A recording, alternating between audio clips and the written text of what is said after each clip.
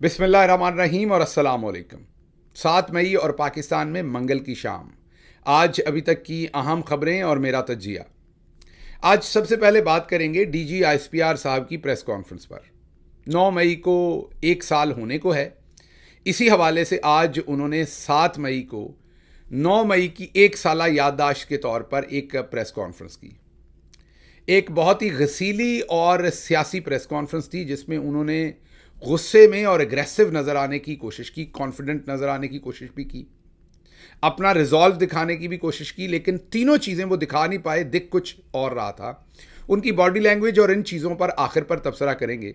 पहले ज़रा इस प्रेस कॉन्फ्रेंस के मंदरजात आपके सामने रख दें, क्योंकि ये आपके लिए इसलिए ज़रूरी है कि आपको ये समझ आएगी कि चौधरी निज़ामुद्दीन आने वाले दिनों में क्या करने जा रहे हैं और इस प्रेस कॉन्फ्रेंस का मकसद क्या था। ये ऐसे ही थी या इसके पीछे कोई मकसद है? दोबारा कोई 9 मई जैसी साजिश होने जा रही है जो ये प्रेस कॉन्फ्रेंस हुई?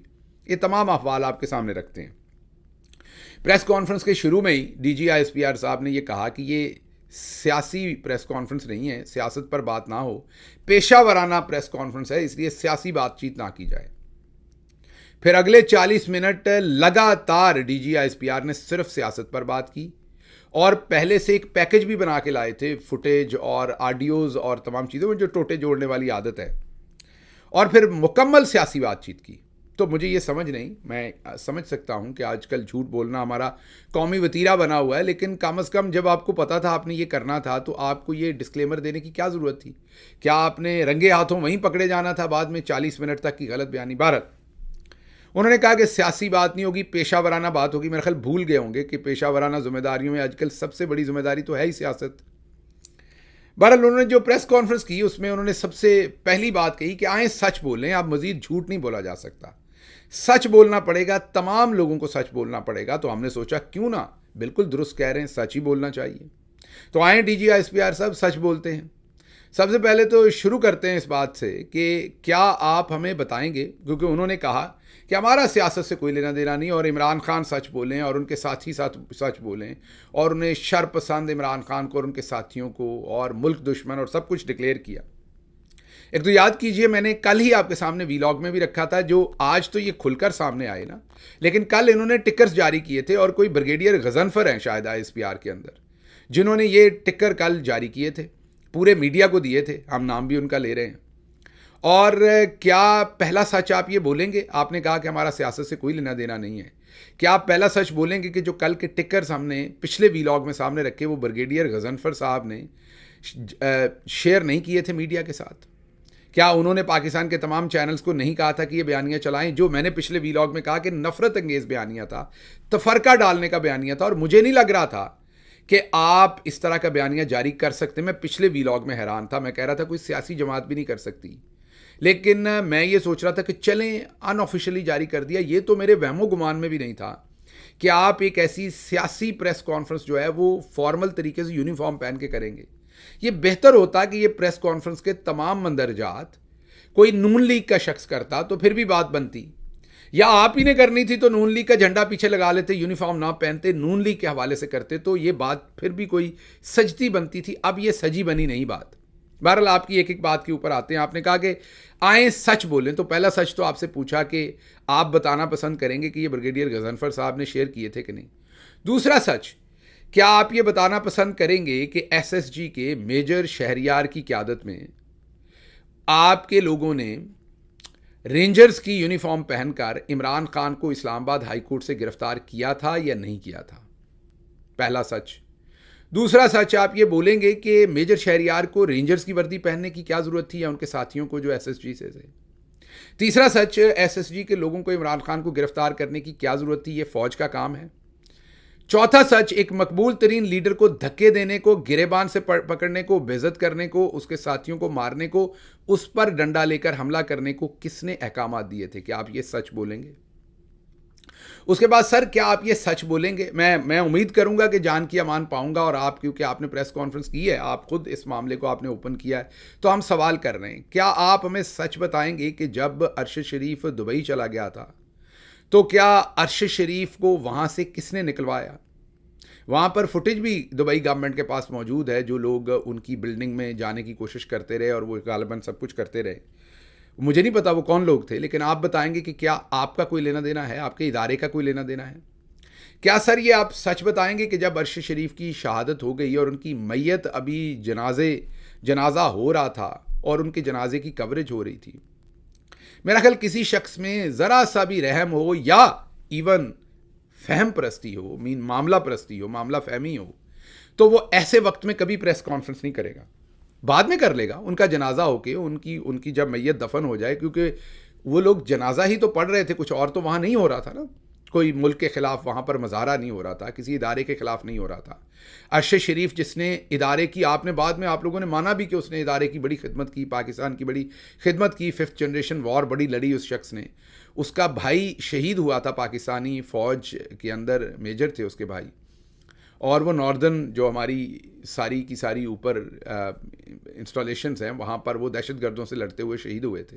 उनके वालिद पाकिस्तान नेवी में एक आला ऑफिसर रहे। वो बेटे की शहादत की खबर सुन के वो उसी दिन अल्लाह को प्यारे हो गए। अरशद शरीफ ने 2 घर के अंदर से मैयतें दफनाई थी। अकलौता मर्द था अरशद शरीफ अपने घर का। अरशद शरीफ के घर में कोई मर्द नहीं था जो उसके जनाजे को कंधा देता। क्या DG ISPR को और DG ISI को उस दिन कंधा देना चाहिए था या मुकाबले में प्रेस कॉन्फ्रेंस करनी चाहिए थी? ये आप सच बोलेंगे सर? आप लोगों ने उसी दिन उसी मोमेंट ये प्रेस कॉन्फ्रेंस क्यों की थी सर? उसमें अरशद के तमाम स्टांस को निगेट करने की, अरशद की शहादत को टेपर डाउन करने की, उस तमाम चीज़ के ऊपर एक प्रोपोगेटिव किस्म का नैरेटिव देने की कोशिश क्यों की गई थी सर? आपको क्या ज़रूरत थी एन उसी वक्त प्रेस कॉन्फ्रेंस करने की? इसके अहकामात किसने दिए थे? चलें आगे बढ़ते हैं। इस बात का तो आप शायद जवाब दे ही देंगे। जब इमरान खान साहब को गोलियां मारी गई, हमला किया गया, मैं भी हॉस्पिटल में था उनके साथ। उनकी FIR के लिए पूरी रात, अगला दिन, उसके कई अगले दिन कोशिश की गई।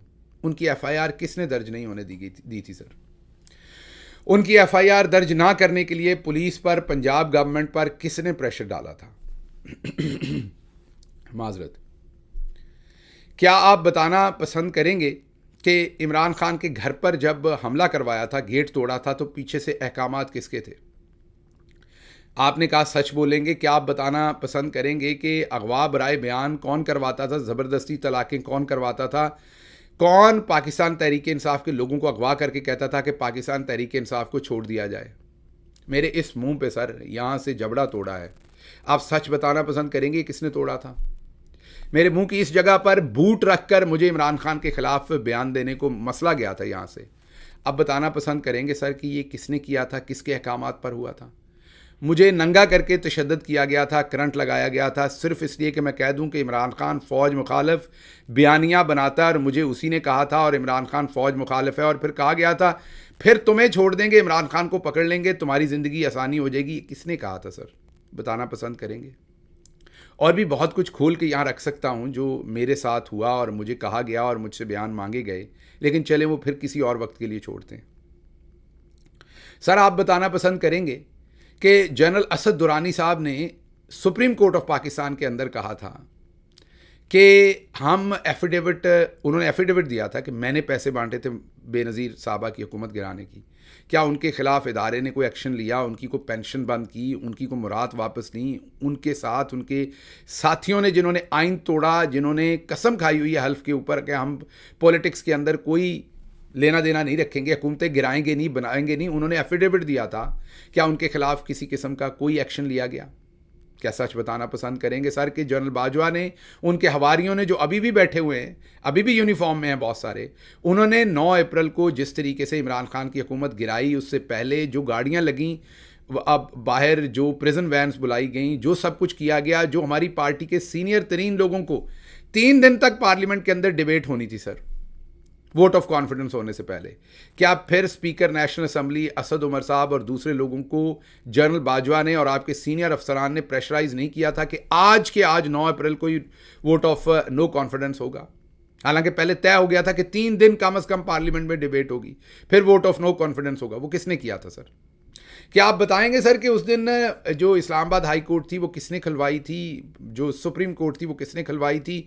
जब इमरान खान इलेक्शन की तरफ चले गए थे तो फिर दोबारा बताइए कि किसने वो सब कुछ करवाया था कि शहबाज शरीफ को लेके आना है?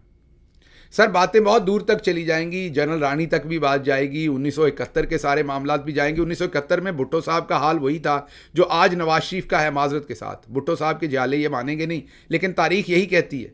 भुट्टो साहब तब इस्टेब्लिशमेंट के एक पपेट थे, हम बाद में वो एक ग्रेट आदमी बने, कुर्बानी दी, अपनी ज़िंदगी दी, हम उनका एहतराम करते हैं, हम उनकी कुर्बानी का एहतराम करते हैं। लेकिन उससे पहले वो भी इस्टेब्लिशमेंट के पौधे में लगे, गमले में लग, इस्टेब्लिशमेंट के गमले में लग के जवान होने वाले एक छोटे से पौधे थे।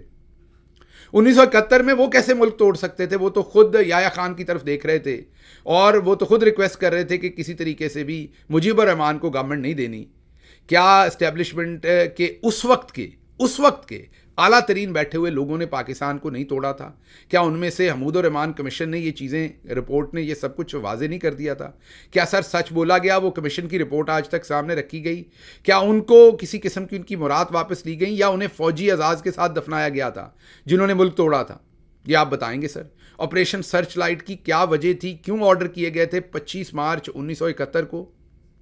उसके बाद 3 दिसंबर को किसका फैसला था कि हिंदुस्तान के ऊपर पहले हम बमबारी करेंगे और वो जंग शुरू हो गई, जिससे हमारा मुल्क 2 लख्त हो गया और हमारे फौजी वो 90,000 हैं या 35,000 हैं या 30,000 हैं, जो भी बहस है, वो हमारे भाई, हमारा फ़ख्र, उनको किस तरीके से वहाँ गिरफ्तार करवाया गया? क्या ये सच बोलने की कोशिश की जाएगी? और बहुत सारे सच हैं सर जो पूछने पड़ेंगे, जिनके ऊपर आपको जवाब देने पड़ेंगे, लेकिन आप जवाब देंगे नहीं, हमें ये बात पता है।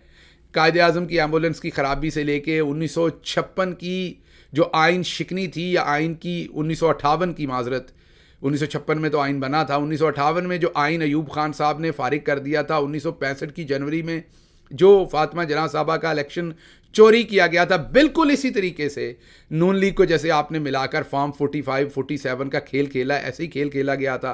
फिर मुजीबुर रहमान के साथ जो खेल खेला गया, पाकिस्तान 2 लख्त हुआ। उसके बाद जो कुछ हुआ, क्या उसके बारे में आप सब कुछ बताएंगे? फिर बेनज़ीर साहबा की हुकूमतें जैसे गिराई गईं, असद दुरानी साहब बता चुके हैं।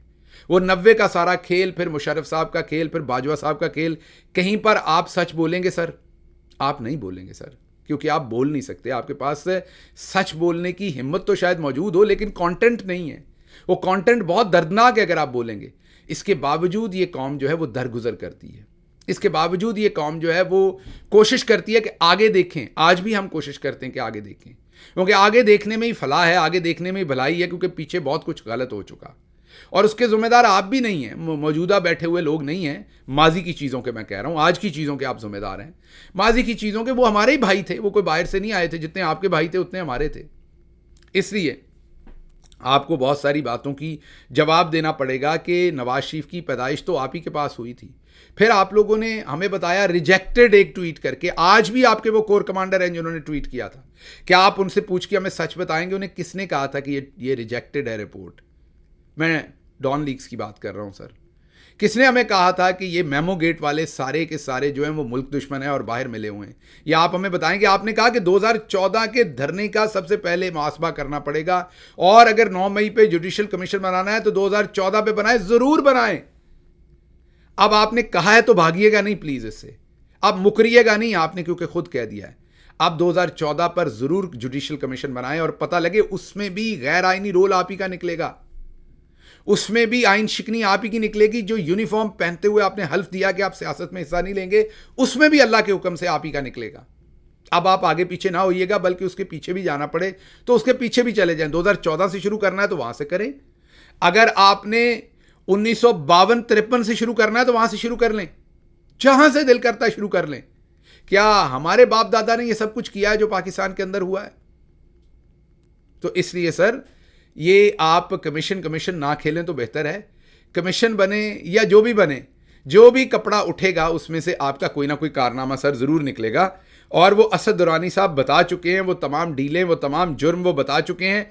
फिर आपने कहा कि कोई सबूत लाए। इससे बड़ा सबूत सर और क्या दें जो 6 जजेस ने दिए।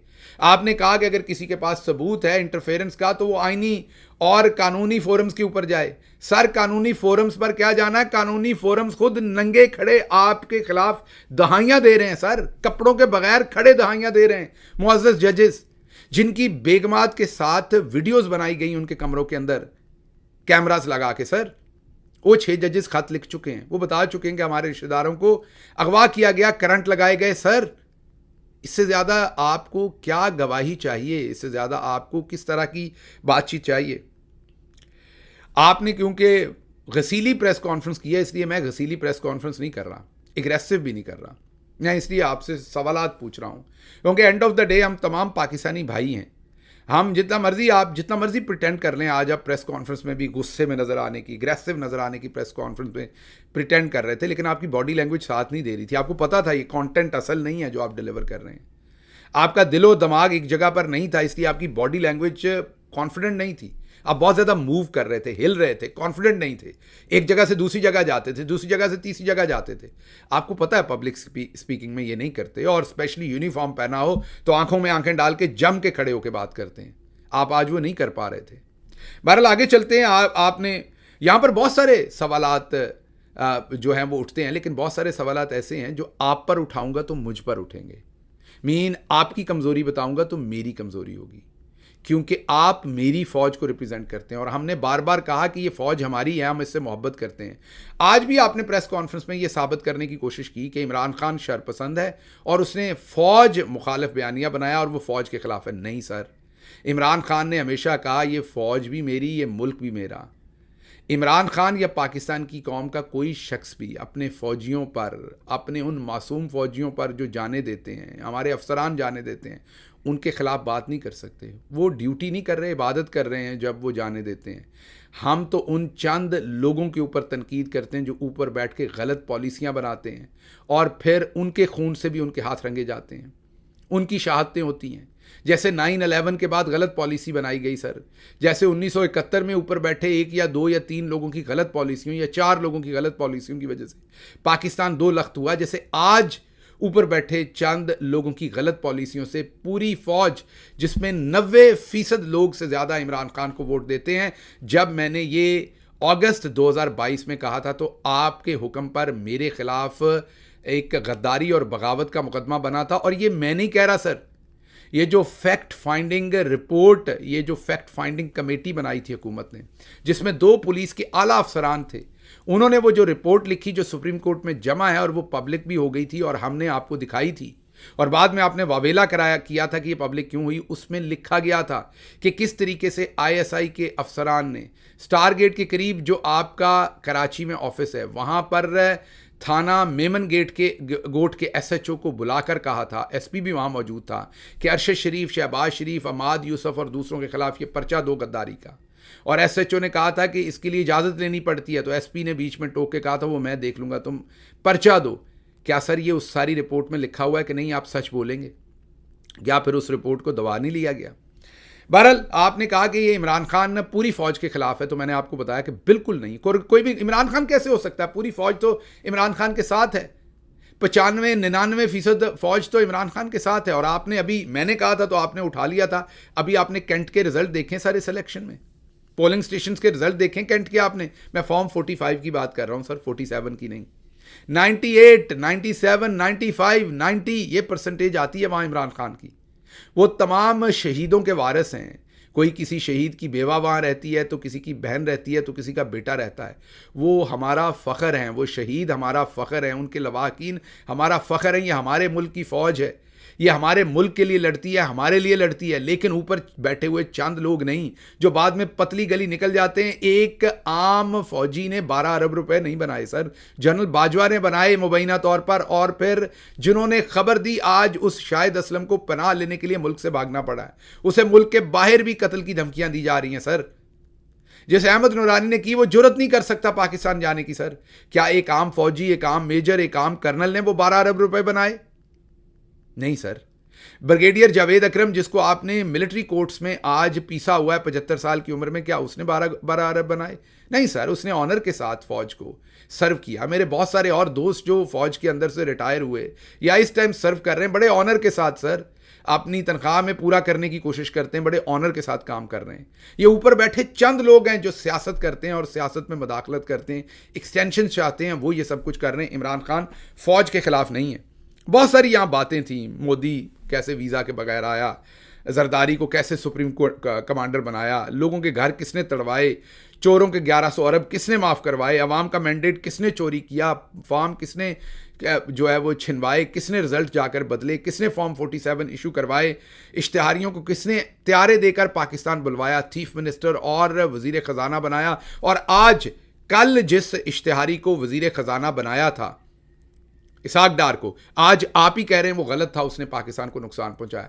तो सर कौन उसका हिसाब देगा? आज आपने टैक्स भी गिनवाया, सर फलां इदारा इतना देता है, हमने 350 अरब टैक्स दिया सर, आंखों पर सर। लेकिन वहीं पर आपने जो गिनवाया वहीं पर 250 अरब रुपए की खाद की करप्शन का जिक्र भी आया है सर, जिसमें एक इदारे के ज़ुम्मे 125 अरब बनते क्योंकि उसका 51% शेयर है, वो आपने नहीं बताया सर। 350 अरब अगर टैक्स दिया तो बनता कितना था जो नहीं दिया, वो आपने नहीं बताया सर। इन बातों को हम जाने देते हैं, ये छोटी बातें हैं, ये बर्दाश्त की बातें। एक भाई 3 रोटियां खा ले और दूसरे को आधी मिले, कोई बात नहीं, भाई है ना, कोई बाहर का तो नहीं खा गया, खैर है, इस पर भी आंखें बंद कर लेते हैं। लेकिन एक भाई दूसरे के कपड़े उतार के नंगा करके बरहना करके मारे, इस पर बात करनी पड़ती है। हम तो फिर बर्दाश्त कर गए सर, देखें ख्वाजा सरा बर्दाश्त नहीं कर सके, वो आज फिर बहावलपुर के एक थाने में भी जा घुसे हैं। उनकी हम तो किसी ना किसी तरह से बर्दाश्त कर गए क्योंकि सियासी लोग थे, मामला फहमी थी। बेशर्म और बगैरत तो कोई इनमें भी नहीं था, सियासी लोगों में भी, लेकिन शायद सियासी लोगों का दिल बड़ा होता है, वो मुल्क के वसीतर मफाद में लॉन्ग टर्म सोचते हैं। बर्दाश्त कर गए, आपको वापस उस तरीके से जवाब नहीं दिया जैसा जवाब आपने दिया था। दिया तो जा सकता है सर, ये नहीं कि नहीं दिया। अभी बाहर बैठे कितनी देर से, अभी कितना जवाब दे दिया आपको, अभी कितनी की बातें कर दी। आज भी मेरी जो रिसर्च टीम है उन्होंने बहुत सारे ऐसे जुमले लिखे हुए हैं, वो कहूँगा तो आपके सीने में से अभी, खैर अभी भी निकल रहे होंगे क्योंकि आपका दिल इतना बड़ा नहीं है, लेकिन अगर वो कहूँगा वो आपकी पेशा वराना बातों के ऊपर है सर। जिस तरह की तकरीर ख्वाजा आसिफ ने की थी, मैं आज भी रिस्ट्रेन का मजारा कर रहा हूँ सर, क्योंकि मैं इमरान खान की पार्टी से हूँ। हमारे लीडर ने हमें कहा हुआ है ये फौज भी मेरी है, ये मुल्क भी मेरा है, अपने पेट से कपड़ा उठाऊंगा तो खुद नंगे होंगे सर। इसलिए वो सामने लिखे पड़े हैं वो तमाम लाइनें, लेकिन बोल नहीं रहा, नहीं बोलूंगा क्योंकि अपना ज़मीर और अपना दिल इजाज़त नहीं देता। आप इस हद तक चले गए हैं क्योंकि आपने अपना ज़मीर कहीं और रख दिया है, हम नहीं जा सकते। बहरहाल अगली बात आपसे पूछते हैं कि हमारे जो चीफ ऑफ आर्मी स्टाफ हैं और DGISPR हैं और DGC हैं फैसल नसीर, उन्होंने अपने तौर पर अपने आप को इदारा बना लिया है। ये लोगों को उठाने का, नंगा करके मारने का, जो वजीरिस्तान में हमारा फौजी लड़ रहा है उसने कहा है सर, जो वाघा के बॉर्डर के ऊपर खड़ा है उसने कहा है? नहीं सर, उसने नहीं कहा। ये इनके सियासी अज़ाइम है जिसकी वजह से ये तमाम अफसरान ये काम कर रहे हैं, ये किसी ने इनको नहीं कहा। ये जो फौजी अड्डे देने का आजकल बात आ रही है, ये क्या उन बेचारों ने नीचे से फैसला किया है? नहीं सर, ये उन्होंने नहीं किया। ये 9 मई किया ही इसलिए गया था कि उनके ऊपर प्रेशर डाल के उनसे वो सारे काम मनवाए जाएं, करवाए जाएं जो शायद आप वैसे ना करवा सकते। बहरहाल 9 मई की फुटेज किधर है सर? ये सवाल पूछें तो क्या ये मुल्क दुश्मनी है? क्या ये इंतशार फैलाते हैं हम? फिर आपने एक और बड़ी खूबसूरत मैथ्स निकाली सर, आपने कहा वोटों का तनासब। आपने कहा कि 12 करोड़ वोटर हैं पाकिस्तान में, 12.5 करोड़, उसमें से 6.5 करोड़ ने वोट डाला, 6.5 करोड़ 47% टर्न आउट आया, और 6.5 करोड़ का अगर आबादी का तनासब निकालें तो इमरान खान को सिर्फ 8% वोट में, आबादी के तनासब से, क्योंकि पाकिस्तान की आबादी आपने कहा 25 करोड़ है, उसके तनासब से इमरान खान को सिर्फ 8% वोट मिला। सर क्या फार्मूला है आपका? मुझे नहीं पता था सर कि आपके मुशीर इतने नालायक हैं। मैंने आज मुझे बहुत अफसोस हो रहा है कि वो इतने नालायक हैं सर अगर यही हिसाब लगाना था, यही फार्मूला बनाना था, तो पाकिस्तान की शुरू दिन से लेके अब तक की आबादी के हिसाब से निकालते इमरान खान के वोट, तो शायद वो 1% भी ना बनते, बल्कि 0.001% बनते। सारी आबादी रख के उस हिसाब से बनाते सर। उसके बाद सर आपने ये नहीं देखा कि जिस फार्मूले से, अगर आपने वो फार्मूला रख लिया, कल ही जैसे बात हुई, जस्टिस मंसूर ने पूछा कि 206 वाले ऐवान में क्या होगा, वही हरकत आपने की सर। अगर आप ही का फार्मूला ले लें तो उस फार्मूले से तो फिर नवाज शरीफ को 1% वोट भी नहीं मिला सर। अगर इमरान खान का 8% निकालते तो उसका तो 1% भी नहीं, उसको आपने 1100 अरब माफ़ करके वज़ीर आज़म बना दिया सर। वो किस फार्मूले के तहत बनाया? वो 1% 9 मई के हक में आया है वोट सर, अगर 8% खिलाफ आया है। अगर आप फॉर्म 45 के मुताबिक देखें तो 90% वोट इमरान खान को पड़ा है सर। और अगर फॉर्म 45 के हिसाब से देखें सिर्फ 40 लाख वोट, सिर्फ 40 लाख वोट जो है वो नवाज शरीफ को पड़ा है, और इमरान खान को 2 करोड़ से ज़्यादा के करीब वोट पड़े हैं।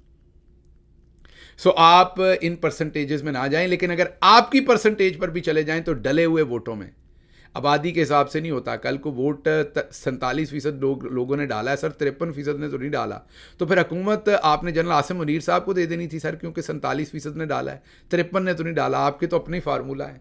वो हमने बचपन में सुना था कि अमीर के 70वीं 100 होते हैं, किसी दिन इस चीज़ को एक्सप्लेन करेंगे, लेकिन गाँव में समझ नहीं आती थी कि ये 70वीं 100 कैसे होते हैं। आज आपने समझा दिया कि आज जो चाहे उसने करिश्मा साज करे, आप जो चाहें वो मैथमेटिक्स भी आपकी, फार्मूले भी आपके, आपका फार्मूला भी ले लें सर, तो 33% वोट फिर भी इमरान खान को पड़े। आपके फार्मूला, आपकी धांधली, आपकी तमाम तर धांधली, फॉर्म 47 के बाद भी इमरान खान की 93 नशिस्तें हैं और नवाज शरीफ की 73 नशिस्तें हैं, तमाम धांधली के बाद भी वो फिर भी सबसे बड़ी पार्टी है ईवान के अंदर, जिसे आप शरपसंद, मुल्क दुश्मन और पाकिस्तान की फौज का दुश्मन कह रहे हैं।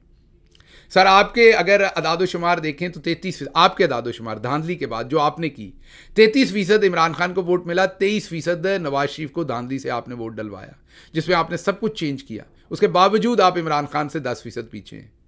तो इसलिए सर मैं सिर्फ आपको यही कहूँगा कि आपको इस मैथमेटिक्स में नहीं जाना चाहिए।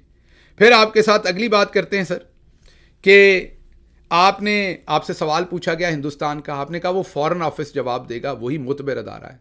तो सर मेरा आपसे सवाल है कि ये हर हेड ऑफ स्टेट आता है, उसको फिर आप क्यों मिलते हैं सर? फॉरेन ऑफिस को और वज़ीर आज़म को मिलना चाहिए। अमेरिका से कोई आता है, बरतानिया, पूरी दुनिया में हमने ये नहीं देखा, लेकिन हमारी फ़ौज के सरबराह उनसे मिलते हैं।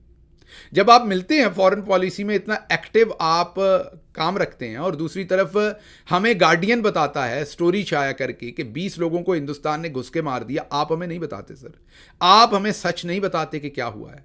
उसके बाद हिंदुस्तान का वजीर दिफा कहता है कि हाँ मारा है, आइंदा भी मारेंगे। 2 दिन के बाद आमिर सरफराज तांबा को फिर कत्ल कर देते हैं। वो आप नहीं बताते सर, पूछेंगे तो क्या मुहिब वतन नहीं रहेंगे? उसके बाद आपने ये कहा कि आखिर पर सिर्फ मैं यही कहूँगा कि आपने तस्हीह करनी है एक, मैं इसके साथ ही लंबा हो गया वीलॉग, मैं आपकी तस्हीह कर दूं सर कि पाकिस्तान तहरीक इंसाफ या इमरान खान किसी भी सूरत अपनी फ़ौज के ख़िलाफ़ नहीं है। हम में से कोई भी, हम तगड़ी फ़ौज चाहते हैं, मजबूत फ़ौज चाहते हैं, पेशावराना फ़ौज चाहते हैं। हाँ, लेकिन मैं आपको ये बता दूं सर कि हम उस आइन शिकन टोले के ख़िलाफ़ हैं जो 2, 4, 5 लोग हैं, जो अपने मकासद, अपनी एक्सटेंशंस, अपने फ़ायदे, अपने माल पानी के लिए पूरे मुल्क को ख़तरे से दो चार कर रहा है, जिसने हर आइन शिकनी की है, जिसने अपने तमाम हल्फ की रूह गर्दानी की है।